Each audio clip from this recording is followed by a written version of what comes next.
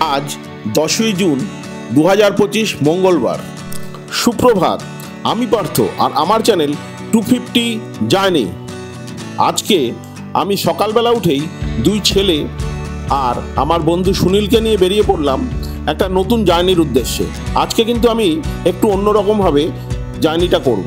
নিজের পার্সোনাল গাড়িতে করে আজকে সোজা চলে যাব ব্যারাকপুর থেকে একদম বেতিয়া। মাঝখানে আমি যাব দেওঘর, বৈদ্যনাথ ধাম যাকে আপনারা বলেন, তার উপর দিয়ে লক্ষ্মীসরাই, বেগুসরাই, মুসুরঘরাই এসব হয়ে সমস্তিপুর, মুজফ্ফরপুরের ওপর দিয়ে বেতিয়া, মতিয়ারি হয়ে ডাইরেক্ট বেতিয়ায় চলে যাব। বেতিয়াতে একদিন স্টে করব, ওখান থেকে আবার পরের দিন চলে যাব নেপাল বর্ডার হয়ে নেপালে কিছু ঘোরাঘুরি করব, সেখান থেকে আবার ফিরে আসব ব্যারাকপুরে। এই টোটাল জার্নিটা আপনাদের সাথে শেয়ার করব। সঙ্গে থাকুন, আশা করি আপনাদের এই ভিডিও ভালো লাগবে। এই দীর্ঘ ভ্রমণের মধ্যে থাকছে অনেক দর্শনীয় স্থান।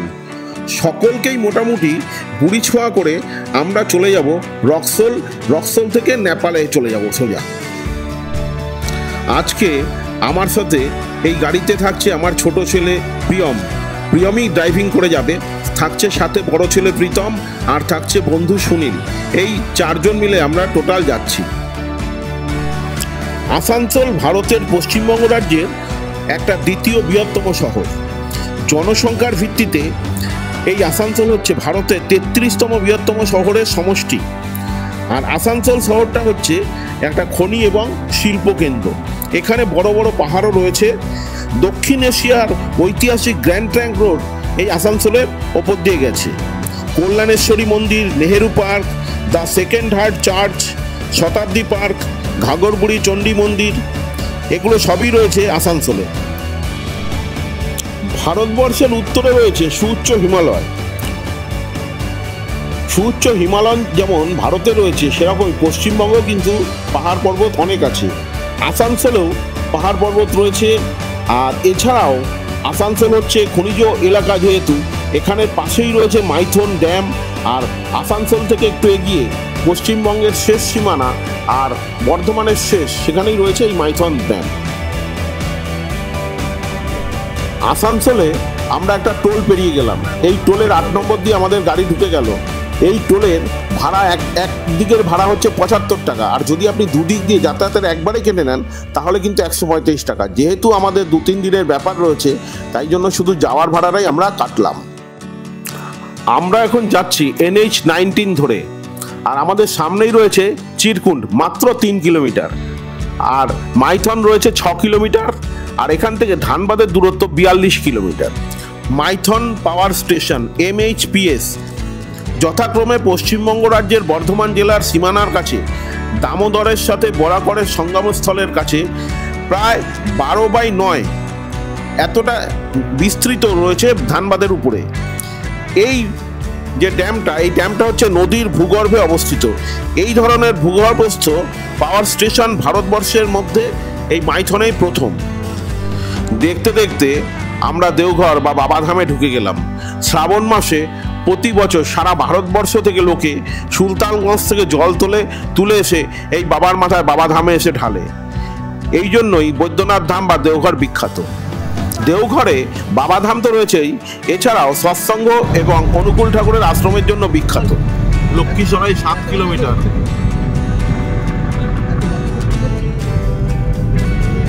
জামুই থেকে আমরা ঢুকে গেলাম বিহারে লক্ষ্মীসরাই 5 কিলোমিটার। এই দেখুন, নেনুয়া বিক্রি হচ্ছে, কাংড়ি বিক্রি হচ্ছে, সব এরা চাষ করে এগুলো সব রাস্তার উপরে নিয়ে এসে বিক্রি করে। কাংড়ি, লক্ষ্মীসরাই, কাংড়ি দেখুন, কাংড়ি তরমুজ কেটে বিক্রি হচ্ছে পুরো একদম ঢেকে। লক্ষ্মীসরাই, বিহারের লক্ষ্মীসরাই আমার ডান দিকে রয়েছে অতিথি গৃহ, জেলা অতিথি গৃহ রয়েছে, যেটাকে আমরা বলতে পারি ডিস্ট্রিক্ট গেস্ট হাউস। আচ্ছা, আর ওখানে রয়েছে জেলা পরিষদ কার্যালয়টা রয়েছে লক্ষ্মীসরাইয়ের। আর এই যে বাঁদিকে দেখুন, বাঁদিকে রয়েছে খুব নামকরা এই পুকুর। এই পুকুরটাকে ছট পুজোর সময় এত সুন্দর করে সাজানো হয়, চিন্তা করা যায় না। চারিদিকে লাইট একদম ভরে থাকে। আর এখন দেখুন এই পুকুরের মধ্যে এত শাপলা কেওড়া ফুল রয়েছে, পদ্ম ফুল রয়েছে। এখানে শাপলা ফুল প্রচুর পরিমাণে হয়, বর্ষার সময় ওটা বেশি। এখন যেহেতু পদ্ম ফুটে আছে, দেখুন চারিদিকে শুধু পদ্মর পাতা দেখে নিই, সারা পুকুর জুড়ে রয়েছে। খুব সুন্দর করে পুকুরটাকে রং করা হয়। পুকুরটা প্রতি বছর ছট পুজোর সময় খুব সুন্দর করে সাজানো হয়, কারণ বিহারে ছট পুজো হচ্ছে একটা বিশাল ব্যাপার। আমাদের যেমন দুর্গাপুজো, ওনাদেরও ছট পুজোটাই সেরকম। ছট পুজো অর্থাৎ সূর্য পুজো, তখন খুব সুন্দরভাবে সাজানো হয়। এই যে রাস্তাটা, এটা সোজা চলে যাচ্ছে বেগুসরাইয়ের দিকে, আর আমার বাঁদিকে রয়েছে লক্ষ্মীসরাইয়ের মেন রোড। মেন রোড ছেড়ে আমরা ভেতরের দিকে চলে আসলাম। আমরা এখন এখান থেকে চলে যাব সোজা বেগুসরাই। বেগুসরাইটা আপনাদের পরে দেখাচ্ছি। বেগুসরাই পৌঁছায় এখনো প্রায় এক ঘন্টা লাগবে এখান থেকে। বেগুসরাই পৌঁছে আপনাদেরকে বেগুসরাই দেখাবো। আমরা NH 80 থেকে NH 33-তে চলে আসলাম।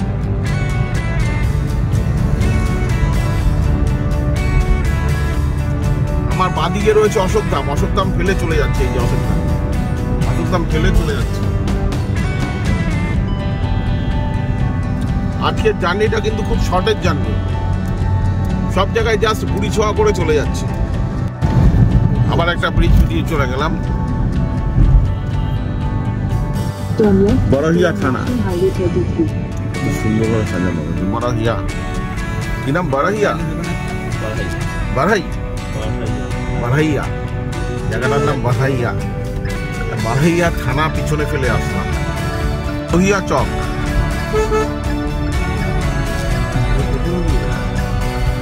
রামদানা এখানে পাওয়া যায়। রামদানা দিয়ে মিষ্টিও এখানে তৈরি হয়।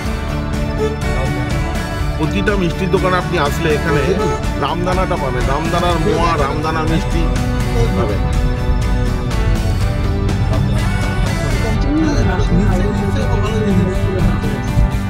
এটা হচ্ছে লোহিয়া চক। এই যে মা দুর্গা, সামনে যাচ্ছি।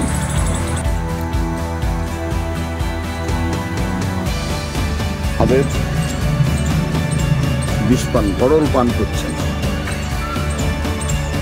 মন্দিরটা খুবই সুন্দর লাগলো, তাই জন্য ঘুরে ঘুরে দেখালাম আপনাদের। এটা হচ্ছে লক্ষ্মীসরাই থেকে বেগুসরাই যাওয়ার রাস্তায় পড়বে, NH 33। সময় পেলে চলে আসবেন একবার। মা দুর্গার মন্দির, এই জায়গাটার নাম বাদপুর। আমরা এখন যেখান দিয়ে পাস করছি এটা হচ্ছে মোকামা স্টেশন। মোকামার আন্ডারপাস দিয়ে আমরা পাস করছি। আর আমার পিছনে রয়েছে হাতিদা স্টেশন। মোকামাটা ওপরে স্টেশন, হাতিদা হচ্ছে নিচে স্টেশন। আর দেখুন ওপর দিয়ে চলে যাচ্ছে, ব্রিজ রয়েছে, ব্রিজের ওপর দিয়ে যাচ্ছে।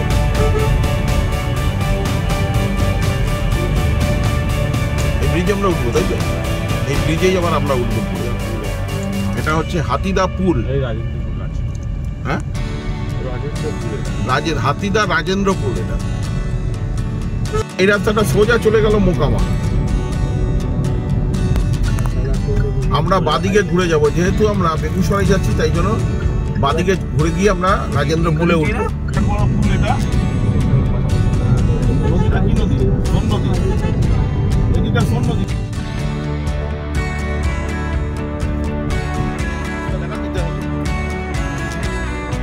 নতুন ব্রিজ হয়েছে দেখুন।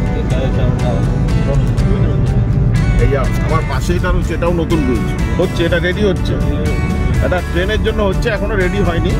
এই যে আমাদের যানবাহন চলাচলের যেটা, এটা রেডি হয়ে গেছে। আবার আমার ডান দিকেও একটা ব্রিজ তৈরি হয়ে গেছে, একদম ডানাতে দেখুন। ওটাই কি ট্রেন যাবে নাকি? গাড়ি বাড়ি যাবে মনে হচ্ছিল, দেখছিলাম আমরা যে ব্রিজটায় রয়েছে, এই ব্রিজের নিচে বয়ে চলেছে সিমারিয়া ধাম নদী। আমরা এখন রয়েছি বেগুসরাই স্টেশনের সামনে। সামনেই হচ্ছে বেগুসরাই। বাঁদিকে, আমার বাঁদিকে রয়েছে বেগুসরাই স্টেশন। সামনেই রয়েছে Barauni junction. Muzaffarpur 111 kilometre, Siliguri 364 kilometre. সামনে রয়েছে বারাউনি থার্মাল পাওয়ার স্টেশন, দেখা যাচ্ছে সামনে দেখুন, একদম সোজাসুজি থার্মাল পাওয়ার স্টেশন। এখন NH-22 ধরে নিয়েছি। এখন যাচ্ছি আমরা বেগুসরাই, বেগুসরাই থেকে যাচ্ছি বেতিয়া, NH-22। আমরা এবার উঠে গেলাম NH-28,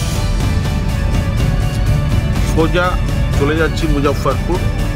এখান থেকে মুজফ্ফরপুর 107 কিলোমিটার, এখান থেকে বেতিয়া বাই রোড 170 কিলোমিটার, সময় লাগবে 3 ঘন্টা 47 মিনিট।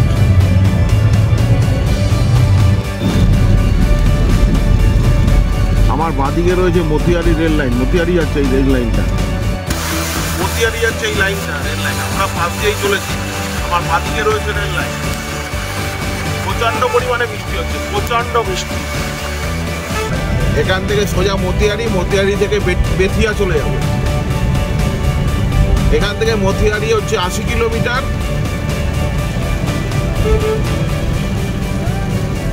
বেথিয়া ওখান থেকে 44 কিলোমিটার।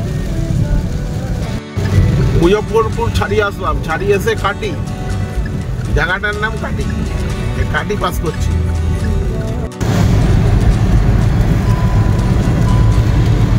বৃষ্টি কমে গেল, রাস্তার দুদিকটা এত সুন্দর করে সাজানো, তাই তুলে নিলাম।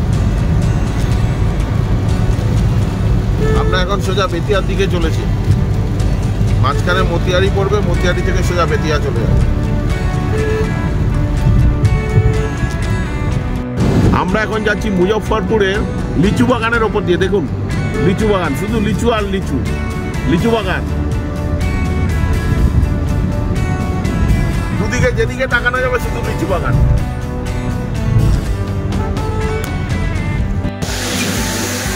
এখন যে জায়গাটা দাঁড়িয়ে আছে, এই জায়গাটা হচ্ছে মুজফ্ফরপুর থেকে প্রায় 40 কিলোমিটার দূরে, বর্ষণী জায়গাটার নাম।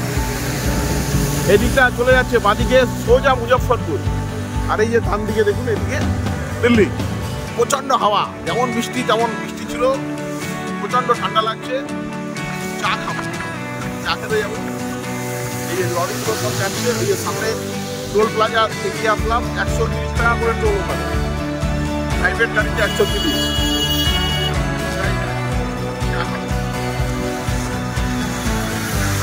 এই যে আমার গাড়ি,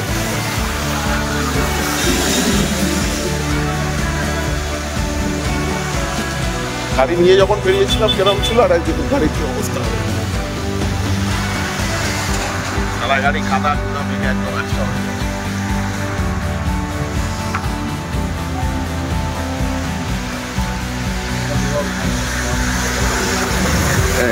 লিট্টি রয়েছে, সামোসা রয়েছে, বিস্কুট বিভিন্ন টাইপের রয়েছে।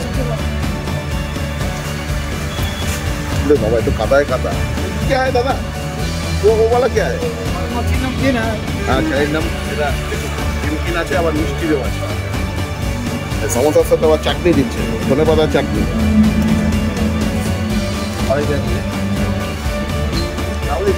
আবার সিঙ্গাড়ার সাথে সবজিও দিচ্ছে, আবার সমোসা সবজি চাটনি দিয়ে 7 টাকা পিস।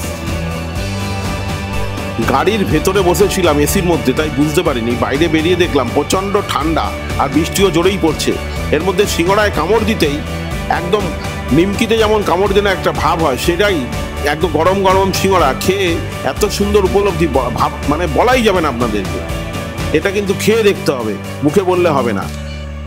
খুব সুন্দর, তার যেমন তার সবজিটা যে ছোলার তরকারি হয়েছে, আমরা 4-5 জন যে খাচ্ছি, একদম খেয়ে ছেলেরা বললো অভিভূত হয়ে গেছে ওরা খেয়ে, এত ভালো লেগেছে ওদের।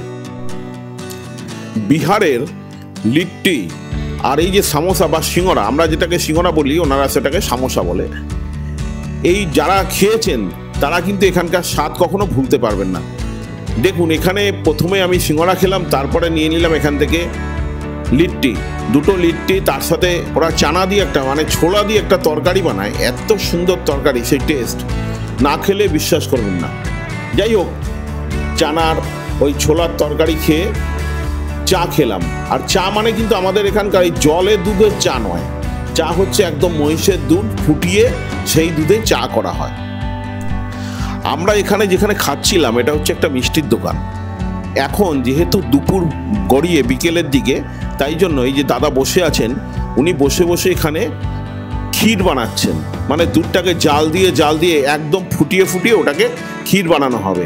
সেই ক্ষীর আমাদের এখানে যেরকম দামে বিক্রি হয়, ওখানে যত রকমের মিষ্টি হয় সবই ক্ষীর এবং ছানার মিষ্টি। তার মধ্যে কিন্তু কোনো ভেজাল নেই, কারণ ওখানে মহিষের দুধ প্রচুর পরিমাণে পাওয়া যায়, যার জন্য ওখানকার মিষ্টিগুলো কিন্তু খুব কড়া এবং কড়া মিষ্টি দিয়েই তৈরি করা। আমাদের কলকাতায় যে সমস্ত রসগোল্লা আমরা খাই তার চেয়েও এই যে এখানকার ক্ষীরের মিষ্টি কিন্তু অনেক ভালো খেতে। দেখুন ক্ষীর সামনেই বানিয়ে রেখে দিয়েছে, ওই যে সামনে গামলা রয়েছে, গামলায় ওনারা এখন মিষ্টি বানিয়ে জাল দেবেন, জাল দিয়ে দুধের রসমালাই, রসবড়া অনেক কিছু করে থাকেন এনারা। সামনে আপনাদের দেখিয়েছি, আবারও দেখাবো শোকেসে। প্রচুর মিষ্টি এনারা বানান, আর প্রতিটা মিষ্টি কিন্তু একদম কড়া পাকের।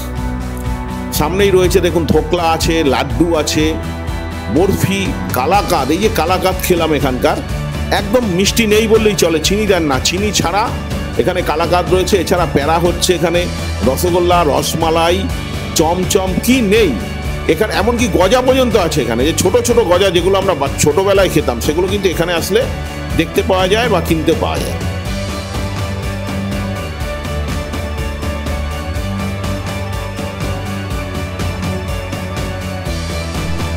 সামনেই রয়েছে এনএইচ, আর এনএইচের দুপাশেই কিন্তু মুজফ্ফরপুরে লিচু বাগানগুলো রয়েছে। এখানে প্রচুর পরিমাণে লিচু হয়, আপনারা জানেন মুজফ্ফরপুরের লিচু বিখ্যাত। এখন আমার গাড়ি 118 120 গতিবেগে চলেছে, আর সামনে ধুধু করছে একদম রাস্তা, খুব সুন্দর রাস্তা, বাইপাসের যেহেতু রাস্তা রয়েছে, হাইওয়ে। আমাদের গাড়িও চলতে থাকলো সেইভাবে, মতিহারির দিকে গাড়ি এগোচ্ছে। সামনে জাতীয় পতাকা উড়ছে পথ করে, আমাদের গাড়ি এগিয়ে চললো সোজা মতিহারির দিকে। মতিহারি ঢুকে গেলাম আমরা। এখানে মতিহারিতে আছে গান্ধী মিউজিয়াম, এখান থেকে আর 5 কিলোমিটার গেলে। আর গান্ধী আশ্রম বিচিত্রাও আছে, সেটা হচ্ছে 105 কিলোমিটার যেতে হবে। এখানে রয়েছে ডিস্ট্রিক্ট কোর্ট, রয়েছে গান্ধী ময়দান, MS কলেজ রয়েছে, এইগুলো নিয়ে মতিহারি। আর মতিহারি একটা ছোট শহর, বিহারেরই ছোট একটা শহর। তবে আপনাদেরকে মুজফ্ফরপুর দেখিয়েছি।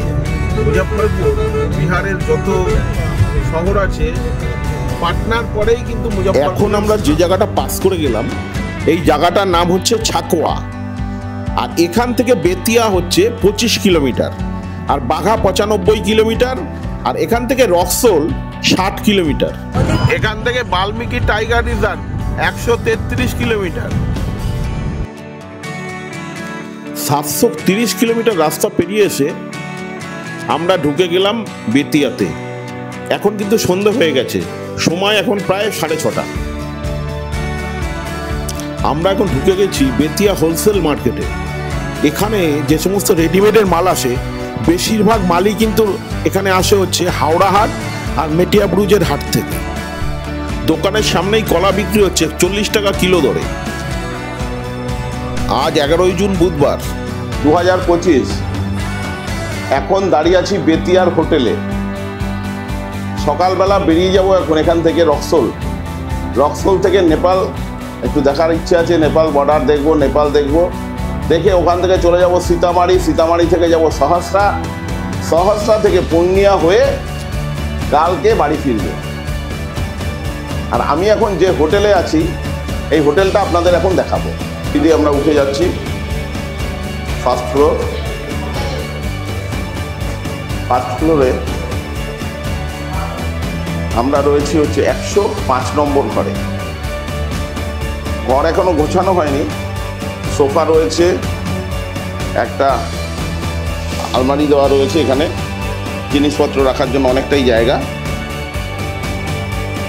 এই সোফা, এদিকে দুটো সোফা দেওয়া রয়েছে, এদিকে একটা বড় সোফা দেওয়া রয়েছে, এই যে খাট রয়েছে, এসি একটা রয়েছে, 1.5 টনের এসি।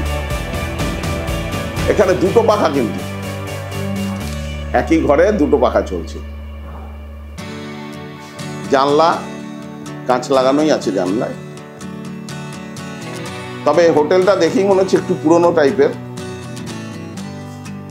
সব সেগুন কাঠের ফার্নিচারগুলো একদম টিপটপ সাজানো। টিভি রয়েছে, আয়নাও রয়েছে, এই যে বাথরুমটা আগে বলতে হয়, বাথরুমটা কিন্তু পুরনো হলেও খুবই পরিষ্কার পরিচ্ছন্ন। মেঝে টাইলস বসানো, বালতি, মগ, টুল দেওয়া রয়েছে, কমোড, এক্সস্ট ফ্যান আছে, আবার জানলা দিয়ে আলো ঢোকার জন্য কাঁচ লাগানো আছে। আর সব কিছু যতগুলো কল আছে বেশিরভাগই হচ্ছে স্টিলের। আর কমোডের সাথে রাইফেলটা দেওয়া রয়েছে। রাইফেলটা ফ্লাশটা এত জোরে হয় যে খুবই তাড়াতাড়ি হয়ে যায় কাজ। এই যে এখানে একটা আয়না রয়েছে, বেসিন, হ্যান্ড ওয়াশও দেওয়া রয়েছে,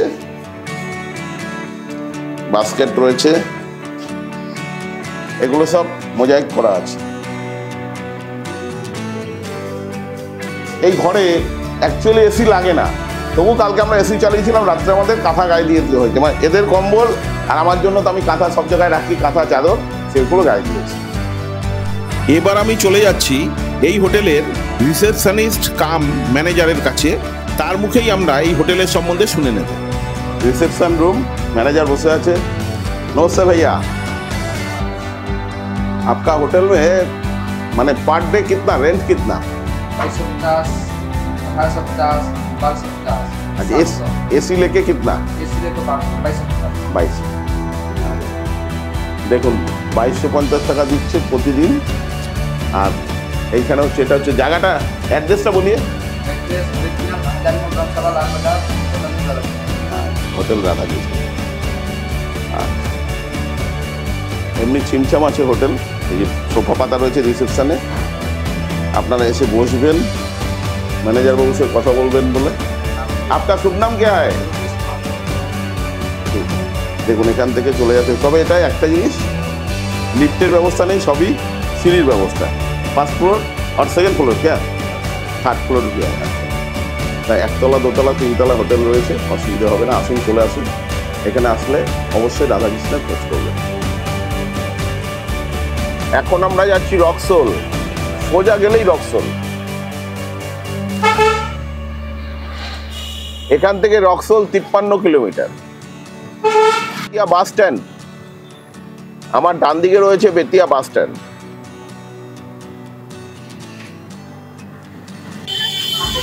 ঘোড়ার গাড়ি।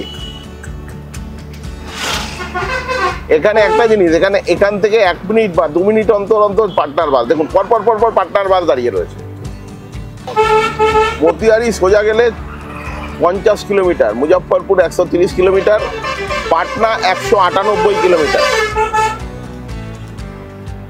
তেল চকচকে রাস্তা একদম।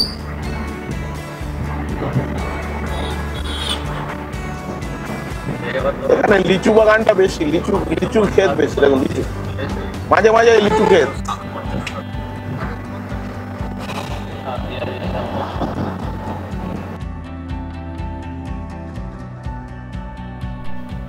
দুপাশে লিচু বাগান দেখতে দেখতে, আর সাথে দেখুন চাষের, দুদিকেই চাষের রয়েছে।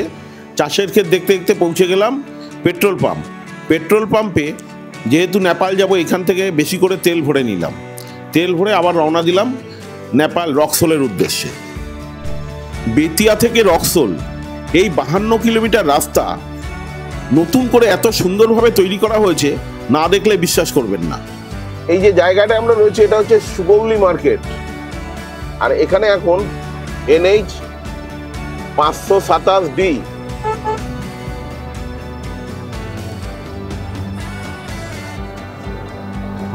আমার সামনেই রয়েছে সুগৌলি মার্কেট।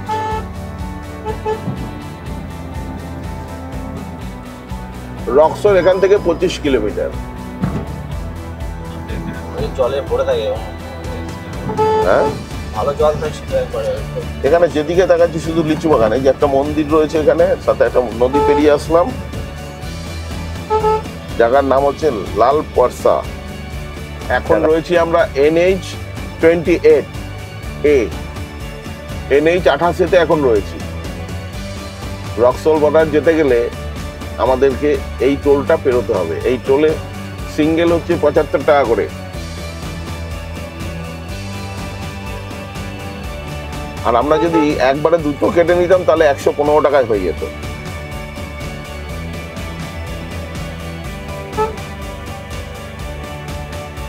আমরা এখন যাচ্ছি 527D। ন্যাশনাল হাইওয়ে, দুপাশে গাছের সারি, আর মাঝখান থেকে আমরা চলেছি। রাস্তা তেলের মতো একদম চকচকে, তেল চকচকে রাস্তা।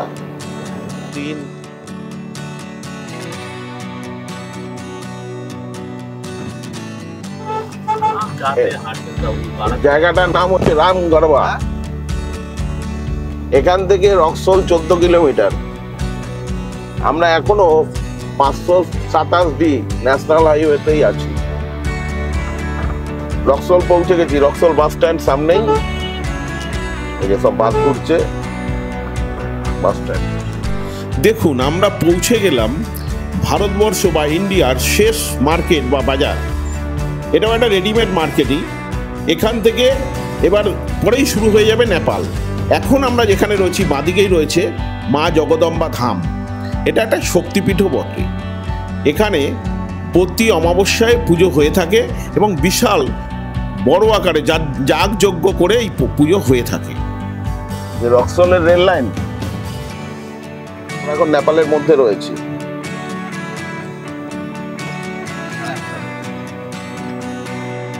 এখানে আসলে প্রথমে আগে আপনার যদি গাড়ি নিয়ে আসেন তাহলে নেপালে ভানসাল কাটাতে হবে। ভানসাল কাটাতে হবে, গাড়িগুলো এখানে এবার রাখতে হবে। সামনে অফিস রয়েছে, সামনে অফিস। এই অফিসে গিয়ে এনকোয়ারি অফিস রয়েছে, ওখানে গিয়ে আপনি ভানসালটা কাটাবেন। ওখানে ক্যামেরা অ্যালাউ নেই বলে একটু দূর থেকে করা হলো। এবং গাড়িগুলো সব গিয়ে লাইন দিচ্ছে, এখানে ভানসাল কাটাতে হবে।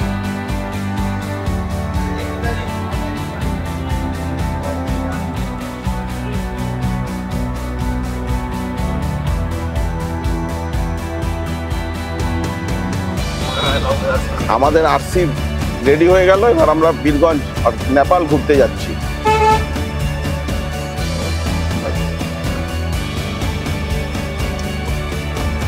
নেপালের পথে চলেছি আমরা।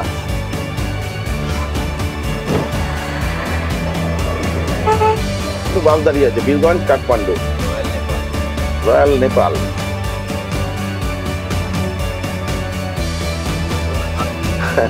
আমরা নেপালে এসেছি মনেই হচ্ছে না, মনে হচ্ছে বিহারের কোনো শহরে রয়েছে এখানে।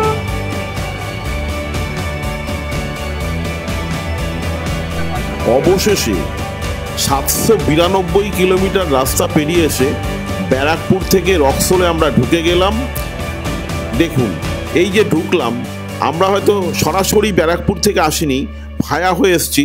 আমরা প্রায় গাড়ি অনুসারে, গাড়ির যা মাইলেজ দেখাচ্ছে সেই অনুসারে আমরা 850 কিলোমিটার রাস্তা কভার করে চলে এসেছি নেপাল বর্ডারে, রক্সোলে।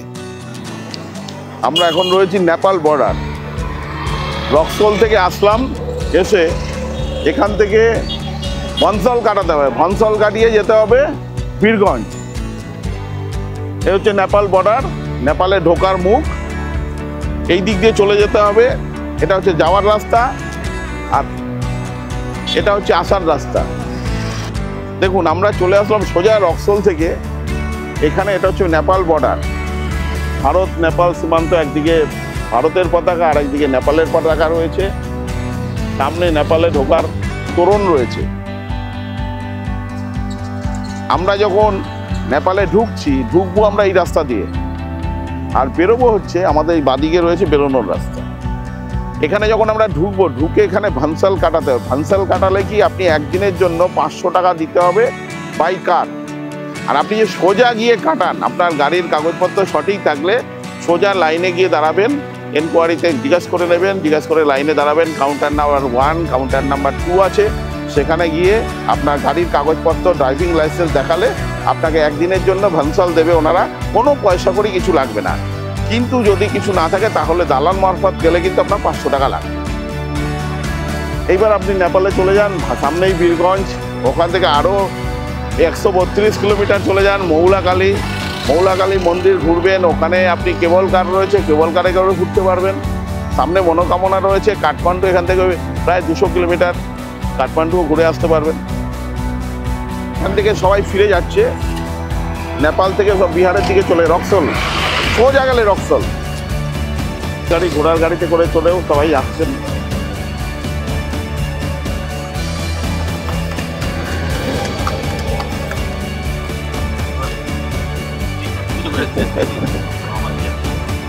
ফিরে যাচ্ছি আমরা এখন রক্সোল বর্ডার পেরিয়ে মানে নেপাল বর্ডার পেরিয়ে চলে আসলাম রক্সোলে। Indian customs plant, customs station সব রয়েছে এখানে।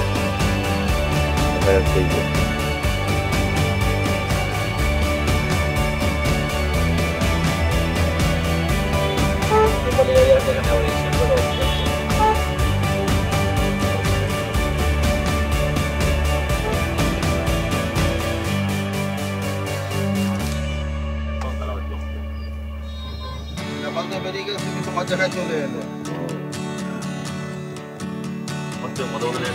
দেখো ডিফারেন্সটা বোঝো, ওদিকে দেখো এদিকে দেখো। বেতিয়া হচ্ছে 54 কিলোমিটার এখান থেকে, মতিয়ারি 52 কিলোমিটার, রক্সোল জংশন এটা। আরে রাজ 54 মানতে হবে, নেপালের রাস্তাঘাট খুবই পরিষ্কার পরিচ্ছন্ন। আর আমরা এই যে বিহারে এসেছি, বিহারের রাস্তা একদম জঘন্য।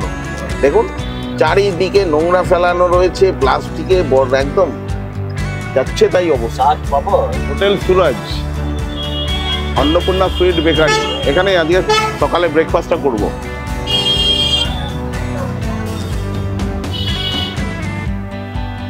ব্রেকফাস্টের আইটেম তো প্রচুর আছে। भैया ये क्या है भैया?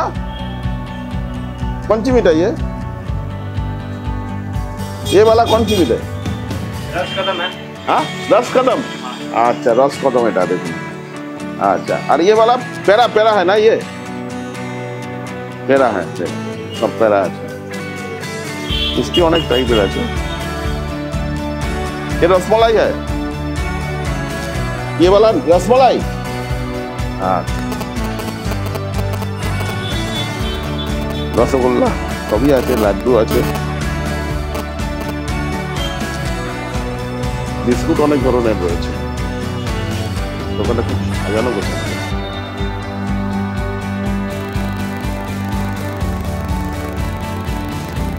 লিট্টি, বিহারে আসবেন লিট্টি খাবেন না, এটা হয়। জয় মা অন্নপূর্ণা।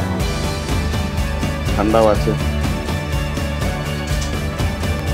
চলুন দেখি ব্রেকফাস্টে কি খাওয়া যায়। বললাম অন্নপূর্ণা রেস্টুরেন্টে। কি খাবি তোরা?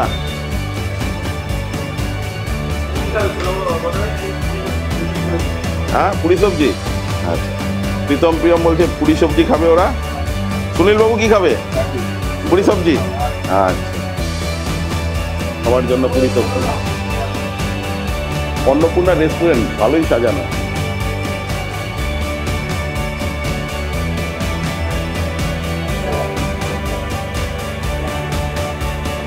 তারা চিন্তা করেছি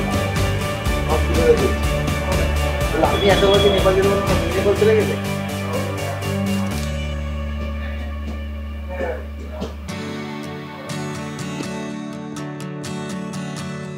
পাঁচটা কচুরি রয়েছে, সবজি রয়েছে, আচার আর জিলাপি আছে। আর কি আছে? জিলাপি আছে, পেঁয়াজ আছে, আর জিলাপির সাথে পেঁয়াজ দিয়ে দিয়েছে। দেখি খেয়ে দেখি, টেস্টটা করি কেমন। আচ্ছা পনির সবজি,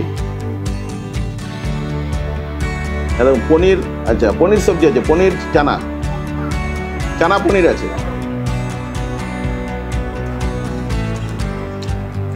গরম গরম একদম ভালো টেস্ট, খুব সুন্দর টেস্ট আছে। টিফিন খেয়ে গাড়িতে রওনা দিলাম। যেখানে থেকে আমরা এখন চলেছি, এইখান থেকে বারাউনি হচ্ছে 230 kilometre, Patna 192 kilometre, Muzaffarpur 131 kilometre, Pipra 64 kilometre, Sugauli 25 kilometre. গম, ডান দিকে ভুট্টা। এবার আমরা এখান থেকে মতিহারি যাওয়ার রাস্তা ধরে নিলাম।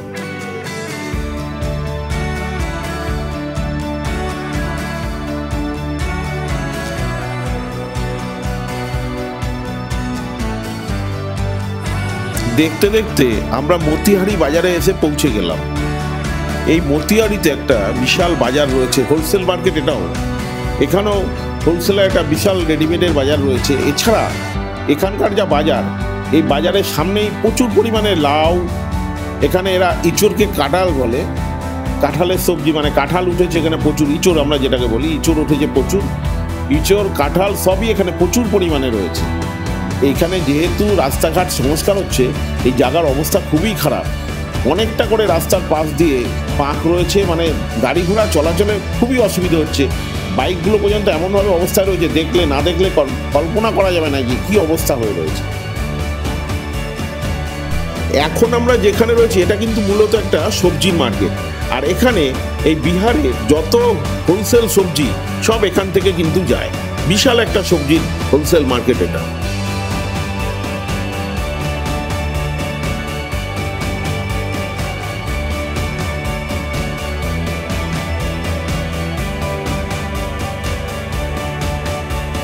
ছবির মতো সাজানো শহর।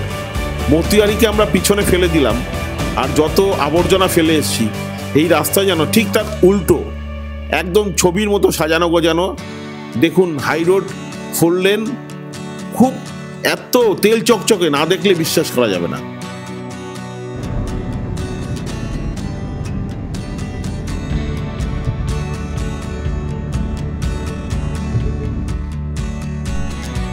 একদিকে রয়েছে ভুট্টার ক্ষেত, আর একদিকে গমের ক্ষেত। গম পেকে গেছে, গম পেকে সব মাঠেই রয়েছে, আর অন্যদিকে ভুট্টাও দেখা যাচ্ছে, প্রচুর পরিমাণে সবুজ ভুট্টা গাছ। আর এই যে জায়গাটা, এই জায়গাটার নাম হচ্ছে চকোয়ারা।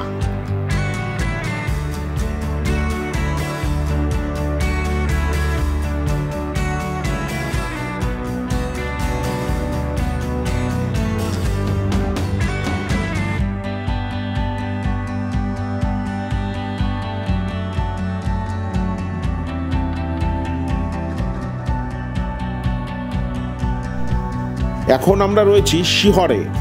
এই শিহর জায়গাটাও কিন্তু একটা হোলসেল মার্কেট। I love শিহর।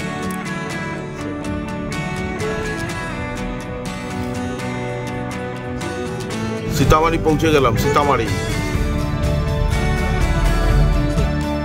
আমরা পৌঁছে গেলাম কোশি ব্রিজে। রাস্তা কত সুন্দর দেখুন।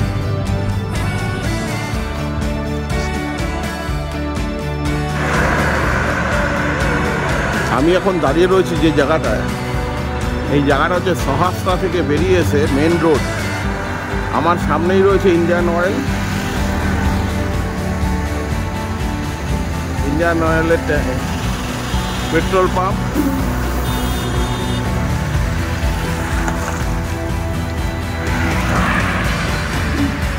এই রাস্তাটা সোজা চলে যাচ্ছে একদম মুজফ্ফরপুর, আর এদিকে যাচ্ছে সোজা পূর্ণিয়া। এখন আমরা যাব সহস্রা থেকে মাধেপুরা হয়ে সোজা পূর্ণিয়া চলে যাব। রাত্রি 9:30 বেজে গেছে। এখন মোটামুটি সব লরি, বাস পেট্রোল পাম্পে এসে সব বিশ্রাম নেবে ঢুকে গেছে। আমরা কিন্তু হচ্ছে রাতচরা পাখি। আমরা গিয়ে সারা রাত্রির গাড়ি চালাবো, চালিয়ে সোজা সকালবেলা কলকাতা পৌঁছবো, অর্থাৎ ব্যারাকপুরে পৌঁছবো।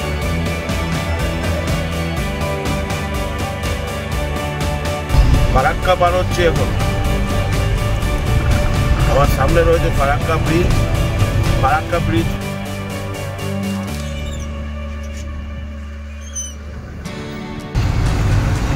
কালকে আমরা প্রায় 1টা-1:30 অবধি গাড়ি চালানো হয়েছে। তারপরে রেস্ট নেওয়ার জন্য মানিকচকে দাঁড়িয়ে গেছিলাম, ছোট একটু ঘুমিয়ে নিল।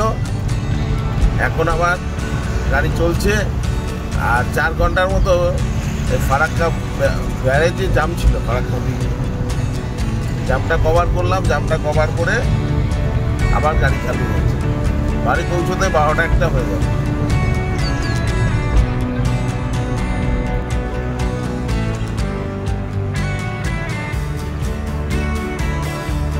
মালদা হাওড়া ইন্টারসিটি আমাদের সামনে দিয়ে চলে গেল। ফারাক্কা ব্যারেজে প্রচন্ড জ্যাম ছিল, জ্যামের দিয়েই আমরা আস্তে আস্তে এগোচ্ছি। বেলডাঙায় চলে এসেছি আমরা এখন। এখানে দুটো জিনিস বিখ্যাত, এক হচ্ছে বেলডাঙার 1 নম্বর বেলডাঙ্গার গামছা, 2 নম্বর বেলডাঙ্গার লঙ্কা। পলাশী ফুলবাগান মোড়।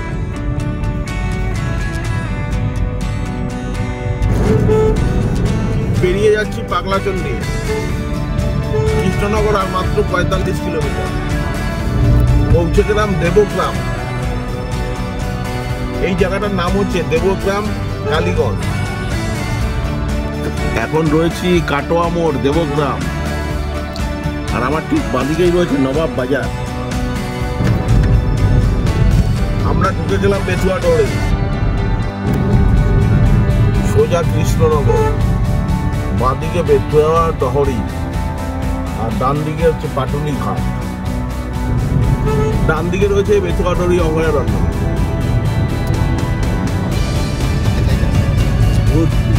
Kalyani 56 kilometre, Ranaghat 19 kilometre, airport 84 kilometre.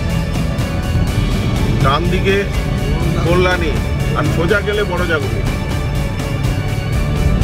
সোজা গেলে কাঁচরাপাড়া। বিমানবন্দর 34 kilometre, Naihati 2 kilometre.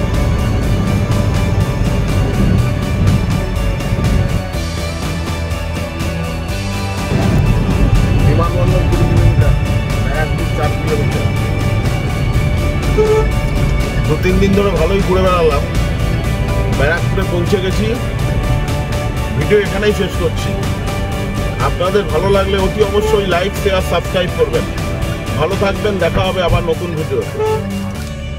Thank you.